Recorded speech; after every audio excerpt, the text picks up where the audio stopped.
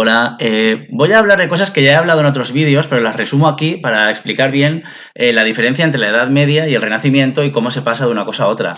Porque realmente la visión del mundo, el cómo se entienden las cosas en la Edad Media y en el Renacimiento no tiene nada que ver. Hemos cambiado de paradigma, hemos cambiado de mentalidad y el mundo que observa una persona medieval y que observa una persona a partir del siglo más o menos XV, pues no tiene nada que ver, ¿no? Aunque sea lo mismo, no lo concebimos de la misma manera, ¿no? Pensad si vosotros ya no pensáis igual que vuestros abuelos, pues pensad aquí la cantidad de años que han pasado, ¿no? Cómo ha ido cambiando todo. Vale, lo primero que tenemos que saber de la Edad Media, o sea, que esto nos va a explicar muchas cosas, es que es una sociedad teocéntrica. ¿Qué significa? Pues teo significa Dios, céntrico, pues que está en el centro, ¿no? Entonces es una sociedad que considera que Dios está en el centro. Pero claro, Dios no envía WhatsApps. Y dicen, oye, mira, ¿qué tal? Que hay que hacer tal, que ahora es que los curas ahora no se pueden casar, o estas cosas, ¿no? ¿Quién nos lo dice? Nos lo dicen los curas. En nuestro caso los curas, ¿no? En otro caso, pues los imanes o los que sean. Al final los sacerdotes de las religiones. Ellos son los que tienen la voz de Dios y los que nos dicen qué es lo que Dios quiere para nosotros, ¿no? Pero bueno, aun quitando esto, realmente si tú consideras que Dios está en el centro, tú consideras que Dios es el que decide sobre las cosas del mundo. Por lo tanto, esto ya hace que haya como una inmovilidad, que la gente de alguna forma se resigne. Tú naces campesino y te estás muriendo de hambre y tú piensas, ay, bueno, es que Dios ha querido que yo me muera de hambre, ¿no? Por lo tanto, yo tengo que respetarlo. ¿Quién soy yo, no? Eh, no sé, tú naces noble y dices, ay, qué bien, pues Dios ha querido que yo sea noble, ¿no? Esto sigue pasando. O sea, el que es rico porque su padre, yo qué sé, ¿sabes? No sé, lo que sea, ha ganado su padre dinero, él piensa que yo me lo merezco, yo me merezco el dinero de mi padre. ¿Qué has hecho tú? Aparte de ir con tu deportivo. Pero bueno, da igual. La cuestión es que todo el mundo se cree que se lo merece, entonces los nobles decían, yo me merezco ser noble porque Dios me ha elegido, y los campesinos, y aquí es lo que a mí me sorprende, decían, me merezco ser pobre, tal, porque Dios aquí lo ha querido.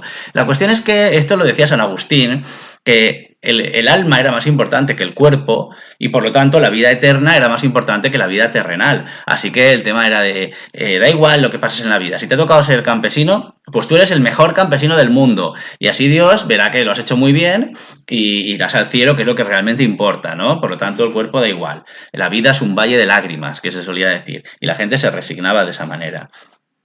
¿Qué pasa? Que había tres estamentos, y esto es la segunda cosa importante, era una sociedad feudal, ¿no? ¿Cómo funcionaba la sociedad? Había tres estamentos, tres clases sociales.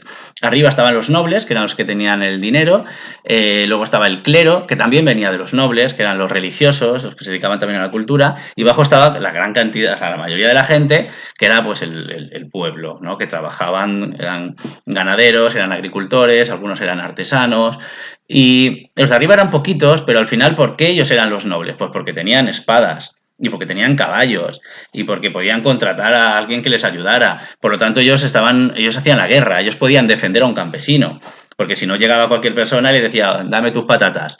Y el campesino que podía hacer no se podía defender, se las tenía que dar. Entonces al final había un acuerdo de, vale, tú cultivas patatas, me das un tanto por ciento de patatas, pero si alguien te las quiere robar, yo te defenderé. Por lo tanto, bueno, había ahí pues un trabajo por parte de ambos, ¿no? Pero claro, si no tenías dinero no podías comprar armas y no podías defenderte.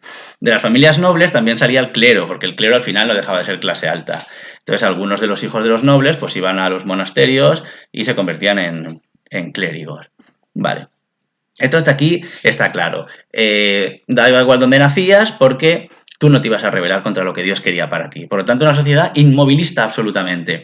Y era una sociedad en la que lo que predominaba era lo que Dios había elegido. ¿Vale? Esto es muy importante. Si Dios, ¿dónde te había elegido Dios que nacieras?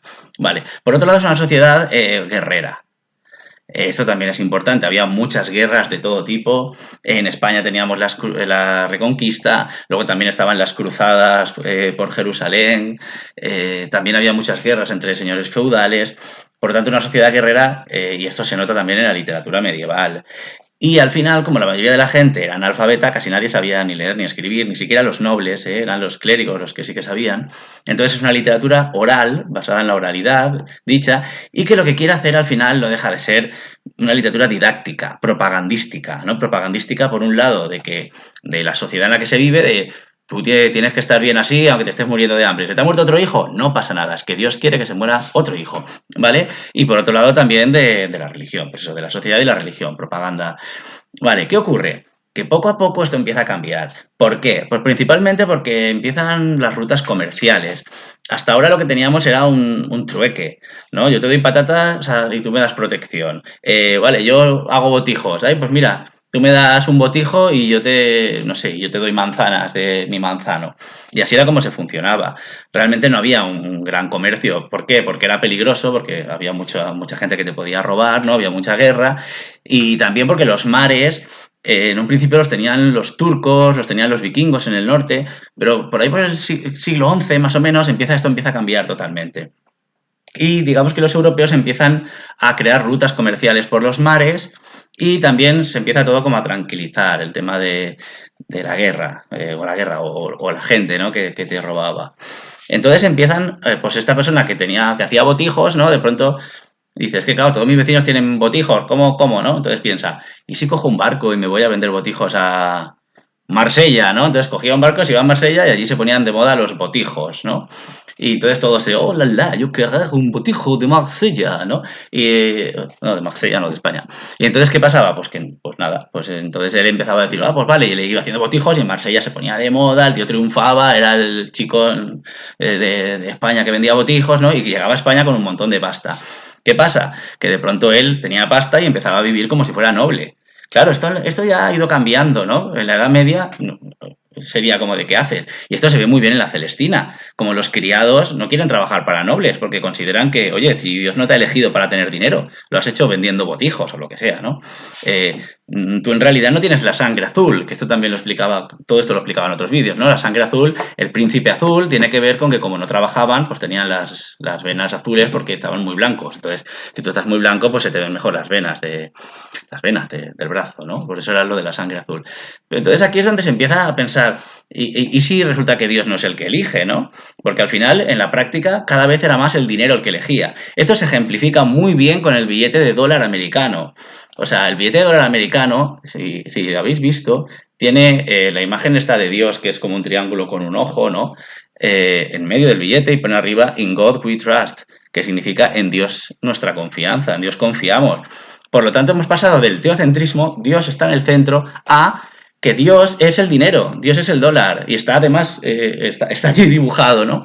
Entonces, de pronto ya no es que Dios decide si tú eres noble o eres campesino. De pronto el dinero decide si tú estás arriba o tú estás abajo. Ya no se puede hablar de nobleza, ¿no? Porque ya no es nobleza, eso tiene que ver con Dios. El rey es elegido por Dios, los nobles son elegidos por Dios, pero sí que tiene que ver con los estamentos. El estamento de arriba es el que tiene más dinero. El dinero se ha puesto en el centro. En cierto modo, a esto se le llama antropocentrismo. Dios ha dejado de ser el centro y en el centro se ha puesto el hombre. ¿Por qué? Porque el hombre ahora lo que quiere empieza a cambiar esta idea de que el alma es lo primero y la vida eterna es lo primero y empieza a pensar, bueno, tengo cuerpo, ¿no? Y quiero disfrutar de la vida también, no solamente voy a estar amargado esperando llegar a la vida eterna. Entonces, claro, un poco aquí vamos a ver mucho el carpe diem, el vive el momento, aprovecha la vida, no solamente vas a vivir en el cielo, ¿no? Y bueno, esto lo que hace también es el humanismo, el ser humano empieza a pensar con la razón, a razonar, ¿no? A pensar que, bueno, que lo que había dicho la religión estaba muy bien, pero que quizá no es verdad, ¿no? Porque lo que digo, no hay pruebas de que Dios haya dicho nada. Al final son los voceros de Dios, son los sacerdotes de cualquier religión los que nos dicen lo que piensa Dios. Pero bueno, pensemos que en esta época había mucha corrupción también de la iglesia. Mucha gente no confiaba en los sacerdotes. Entonces, ¿qué pasa? Que empiezan a pensar que el ser humano es lo primero y como el ser humano lo que más tiene es razón, que tenemos que empezar a razonar las cosas y a no creernos cualquier cosa. Esto va muy poquito a poco, es durante siglos. Empiezan a pensar que el cuerpo es lo primero y empiezan a pensar que quizá el dinero es más importante que Dios, porque al final el dinero es el que consigue que estés arriba. Vamos a ver cómo hay gente como Quevedo, ¿no? Con poderoso caballeros don dinero, que critican muchísimo el dinero. A ellos les parece una aberración en un principio, porque decían, claro, es que el dinero hace cambiar, o sea, de pronto algún campesino puede convertirse en rico. Esto es lo que se llama burguesía. Es esta nueva clase social que empieza a surgir por el comercio y que son campesinos que se han ido enriqueciendo con lo que sea, con excedentes, vendiendo, comerciando, con artesanía y empiezan a tener un nivel como el de los ricos. Entonces, claro, para los propios ricos decían, ya ves, cualquier persona no elegida por Dios ahora tiene un duro y se cree que es alguien, ¿no? ¿Veis cómo es la mentalidad de que tenías que haber sido elegido? No tiene sangre azul, pero porque tiene millones ahora se compra un castillo, ¿no? Todos criticando ahí en los Sálvame, que no existían de la época, ¿no? ¿Criticaban a qué? Pues a los burgueses, porque les parecía mal, les parecía más que Dios no los había elegido, solo el dinero. Pero poco a poco se impone el dinero y empiezan los nobles a intentar casarse con burgueses, muchas veces nobles que ya no tienen un duro, tienen el apellido, la sangre azul, se casan con burgueses para tener el dinero y los burgueses se casan con nobles para tener el apellido, porque están en ese momento en el que no se sabe muy bien qué pasa. Hoy en día todavía, fijaos, tenemos reyes, siglo XXI. Y hay un montón de países, bueno, muchos tampoco, pero algunos países tenemos reyes, que son unos tipets que se casaban entre primos, ¿vale? Unos con otros y sus hijos heredaban en un sistema democrático. Quiero decir que la Edad Media sigue por aquí, ¿eh? O sea, yo supongo que el tiempo pasa, pero hay cosas que se van quedando, como las muelas del juicio.